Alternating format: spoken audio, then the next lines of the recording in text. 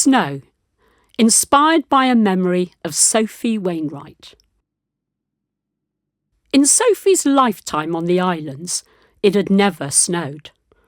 Islanders talk of the memory of it as if the circus had come to town, which it never has, and they lean towards exaggeration when they do.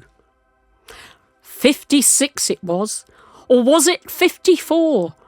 Snow came down so thick in Holy Vale, we was all trapped for a week, solid like the garrison wall. We lived off Mrs. Hicks's chutney towards the end, and when that was gone, we had to dig our way out. Remember that time when Briar was so covered in drifts we thought it was an iceberg? There had been a smattering of snow on Telegraph Hill once. People dropped everything to see it. A wedding was interrupted, a funeral was stopped, a baby half christened. Snow up Telegraph! Snow up Telegraph! But when they got there, it had melted. There had never been such disappointment, except for the time when the co-op forgot to order Bourbon biscuits. Biscuits are a thing of great importance on the islands. Sophie's teacher had gone to Penzance, where the snow fell for 3 days. She stood on the promenade and let it settle on her face, the warmth of her cheeks melting the flakes. The population of the town doubled with snow angels and snowmen. Her pupils are the children of weather, but not snow. She gathered a cannonball of it and placed it in a cool box. On the flight home to Scilly, when asked if she had anything to declare, she simply said, "Snow." By the time she got to her classroom, it had diminished to the size of a tennis ball.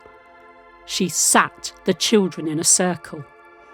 As the snowball was passed around, it started to melt. By the time it got to the last few children, it was the size of a marble, but the wonder was no less. The last child held out her hands, but all she received was a ball bearing of ice. The child started to cry, her tears further melting the snow. The teacher had to think quickly. "Ah," she said, "you are the luckiest one.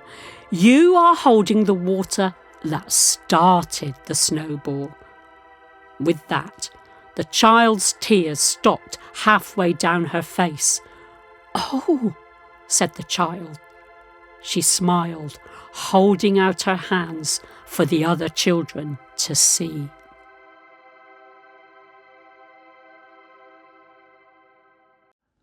This podcast was written and recorded as part of O Region's From the Horse's Mouth project. For more information about this and other O Region work, visit o-region.co.uk.